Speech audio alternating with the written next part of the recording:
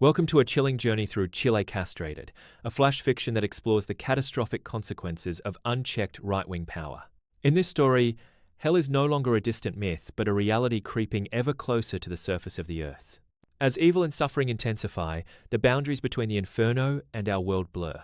Through the eyes of Francisco Andrade, we witness how political choices can transform society, unraveling humanity and compassion.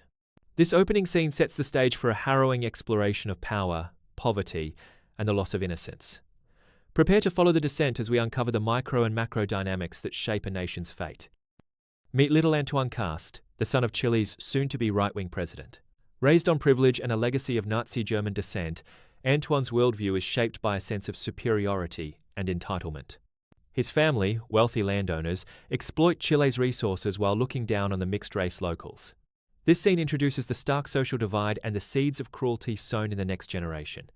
The encounter between Antoine and Pudu, a poor child from a homeless encampment, becomes a microcosm of the larger societal conflict. The stage is set for a confrontation that will echo throughout the story, highlighting the dangers of inherited prejudice and unchecked power. As Antoine confronts Pudu and his mystical bird, Jende Zul, the tension between privilege and poverty erupts into violence. Fueled by arrogance and a sense of ownership, Antoine claims the bird and attacks Pudu, leaving him injured and helpless. The intervention of Laber, the loyal family worker, only deepens the injustice as the truth is twisted and the victim is blamed. This pivotal moment not only scars Pudu but also foreshadows the brutality that will soon engulf the entire nation. The cruelty of the powerful is laid bare, and the seeds of tragedy are sown in the dust of the Chilean countryside. The story shifts to the microdynamics of poverty in Santiago, where Pudu's community struggles to survive. The right-wing candidate, Jose Cast, views the homeless as a cancer to be eradicated, a belief inherited from his Nazi forefathers. With the support of political allies, a brutal police operation is unleashed on the encampment. Riot police, armed and smiling, attack the vulnerable, burning homes and separating families. The authorities applaud these actions, revealing a system that rewards cruelty and dehumanization. This scene exposes the machinery of oppression and the devastating impact of policies driven by hatred and fear. In the chaos of the police raid, Pudu attempts to resist, only to be targeted by a sadistic officer. Stripped of his identity, the officer brutally throws Pudu off a bridge, leaving him fatally wounded. As night falls and rain pours, the suffering of the homeless is ignored by those in power. Pudu's mother finds him dying, her grief a testament to the countless lives shattered by systemic violence. The indifference of the authorities is chilling as they leave the dead and dying to rot in the open. This scene is a stark reminder of the human cost of political cruelty. As Pudu's life slips away, a surreal vision unfolds. A giant, telepathic bumblebee descends from the sky, enveloping Pudu in a healing aura. In this moment, pain and suffering vanish, replaced by a sense of peace and transcendence. The mystical bird Jende Zul, too, witnesses the horrors inflicted by the powerful and escapes to observe from above. This scene blends magical realism with harsh reality, offering a brief respite from the brutality while underscoring the innocence lost. The supernatural elements serve as a poignant contrast to the cruelty of the world, hinting at the possibility of redemption or escape beyond human suffering. Jende Zul, the mystical bird, witnesses a new atrocity as a deranged general drives his car into street vendors and beggars, screaming hate-filled slogans. The violence escalates as the general crashes into a church and takes his own life, leaving chaos and carnage in his wake. The bird, horrified by the senseless brutality, flees the scene. This episode highlights the unchecked madness that can grip those in power and the vulnerability of society's most marginalized. The cycle of violence and impunity is perpetuated, with the innocent bearing the brunt of the suffering. The election results are in. Jose Antonio Cast is declared the new president of Chile. His victory speech is brief and deceptive, promising a war on poverty while masking his true intentions.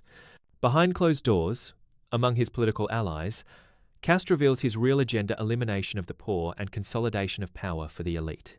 The celebration is grotesque, attended by corrupt politicians and former Nazis as they plot the future of the nation. This scene exposes the duplicity of political rhetoric and the dangers of unchecked authority, setting the stage for the horrors to come. With Cast in power, the machinery of oppression accelerates. Political opponents and witnesses to atrocities are paraded and humiliated, while corrupt lawyers boast of protecting their own. The new regime imposes a military dictatorship, reviving the darkest chapters of Chile's history. The right-wing candidate's vision is realized through violence, fear, and the systematic destruction of the poor. Society is gripped by terror as the government's actions become more extreme, and the line between order and chaos disappears. This scene illustrates the rapid descent into authoritarianism and the devastating consequences for ordinary citizens. As the regime's brutality intensifies, the boundaries between hell and earth dissolve completely. The right-wing candidate becomes a symbol of global oppression, with similar atrocities mirrored worldwide. The elimination of the poor is celebrated by the wealthy, and science is twisted to justify inhuman policies. Families are torn apart, and time itself seems to glitch as reality is suspended in a cycle of suffering. The three vultures of crisis, hyper-consumerism, ignorance, and artificiality hover above, feeding on human misery. This scene paints a dystopian vision of a world where compassion is lost and cruelty reigns. At the heart of this dystopia stands the Anax Administrator, a supreme being who orchestrates the transformation of humanity into obedient, soulless subjects. The right-wing candidate is placed on an operating table, his humanity to be extracted and replaced with the essence of domination. The Anax's secrets are revealed: the automation of human elimination and the perpetuation of power through generations. This concept scene delves into the philosophical core of the story, questioning the nature of authority, the loss of individuality, and the dangers of dehumanization in the pursuit of control. The story concludes with a haunting reflection on history.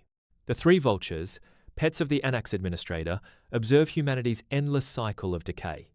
From the pharaohs of Egypt to modern dictators, the system of oppression persists, trapping society in a loop of suffering and loss. The right-wing reality suspends time, preventing progress and healing.